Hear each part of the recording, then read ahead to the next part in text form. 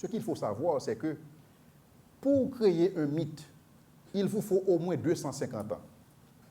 Au moins 250 ans pour qu'un mythe puisse confortablement s'installer dans le folklore ou dans la mémoire collective. 250 ans. Et donc la question qu'il convient de se poser, c'est pour ce qu'il s'agit des évangiles, pour ce qu'il s'agit des épîtres, est-ce que ces épîtres ont été rédigées dans cet intervalle, c'est-à-dire dans 250 ans, dans cet intervalle, 250 ans après les faits. Donc 250 ans après les faits, on peut dire qu'un mythe a pu s'installer dans le vécu des gens, dans la conscience des gens. Est-ce le cas pour la Bible? La deuxième raison pour laquelle il est important d'établir une chronologie, c'est que plus les récits sont récents, moins ils peuvent susciter la controverse et moins ils peuvent être rejetés. Pourquoi? Parce que des témoins oculaires existent. C'est-à-dire, puisque des témoins oculaires existent, ces témoins auraient pu dire autrement. Ces témoins auraient pu dire que ce que Luc dit dans son livre n'est pas conforme à la réalité parce que nous avons aussi vécu ces expériences. Et donc, nous savons que ces expériences ne sont pas conformes à la réalité. Donc, ceci dit, il est important pour nous de savoir quand est-ce qu'on a commencé à parler de la résurrection.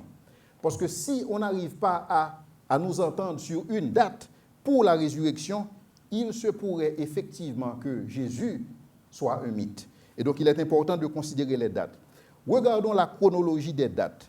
La chronologie pour ce qu'il s'agit du fait que quand est-ce qu'on a commencé à parler de la résurrection. D'abord, le Christ, il est mort et il est ressuscité en l'an 30. Et tout de suite après, ce que nous voyons, c'est que dans un intervalle de 3 à 6 ans, nous voyons les épîtres de Paul aux Galates. Et donc déjà, Paul commence à parler de Jésus-Christ, en des termes du fait que Jésus-Christ est ressuscité d'entre les morts. 3 à 6 ans, il est impossible de constituer un mythe. Un mythe est constitué, il faut 250 ans pour constituer un mythe. Déjà 3 à 6 ans, Paul commence à parler de Jésus-Christ.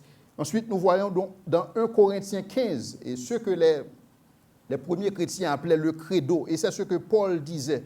Parce que Paul disait que ce qu'il a reçu, il l'a entendu de Pierre, il l'a entendu des apôtres qui existaient, et donc ce que Paul transmettait, c'était une tradition orale déjà bien ancrée au niveau de ce public-là. Donc nous voyons, pour un Corinthien, c'est 53 ans, pour les évangiles, 65 à 95 ans. 65 à 95 ans après les faits. Alors la réalité, pour mieux cerner le dernier point, pour ceux qu'il s'agit des évangiles, l'évangile de Jean, c'est l'évangile qui est rédigé en dernier. Parce que Jean, c'est le disciple qui a vécu le plus nombre d'années par rapport aux autres disciples qui sont morts. Donc l'évangile de Jean est écrit en 95, c'est-à-dire que l'évangile de Jean est écrit, si vous voulez, 65 ans après les faits. Donc il n'y a absolument aucun moyen pour que ces évangiles puissent être qualifiés de mythes, parce que ces évangiles ne tombent pas dans cette catégorie de 250 ans. Pourquoi? Parce que des témoins oculaires existaient.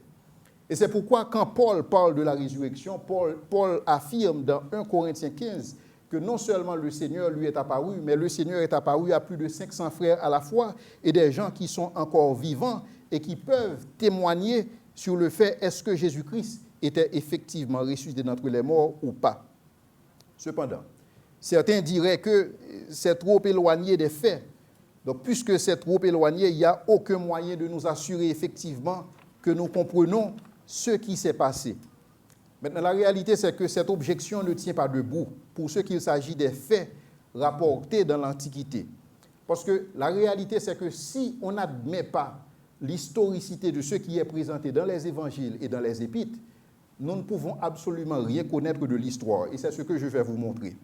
Donc, on ne saurait rien, il n'y a aucun moyen pour nous de savoir qu'Alexandre le Grand ait existé, que Jules César ait existé, pour la simple et bonne raison que les évangiles, les épîtres ont été rédigés dans un temps beaucoup plus rapproché par rapport à ces autres documents antiques. Et là, enfin, j'ai une présentation, mais je peux tout simplement vous présenter les grandes dates. Par exemple, si nous prenons Hérodote, lui, ces documents, enfin, les documents publiés par Hérodote ont été rédigés 1350 ans après les faits. Pour ce qu'il s'agit de Thucydide, 200 ans après les faits. Enfin, vous avez tous entendu parler de Platon, j'espère. Platon, les écrits de Platon ont été disponibles 1300 ans, rédigés 1300 ans après les faits. Pour ceux qu'il s'agit de Livy, 400 ans après les faits. Pour Tacite, 800 ans après les faits. Pour Suétonius, 800 ans après les faits. Pour Pline l'Aîné, 400 ans après les faits. Pour l'Iliade d'Homère, 400 ans après les faits. Maintenant, pour ceux qu'il s'agit du Nouveau Testament, vous savez combien de temps après les faits?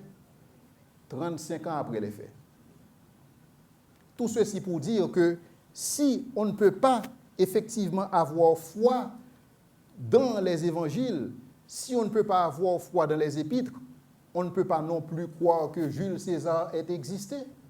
Ça n'a absolument aucun sens. Il suffit de considérer ce tableau.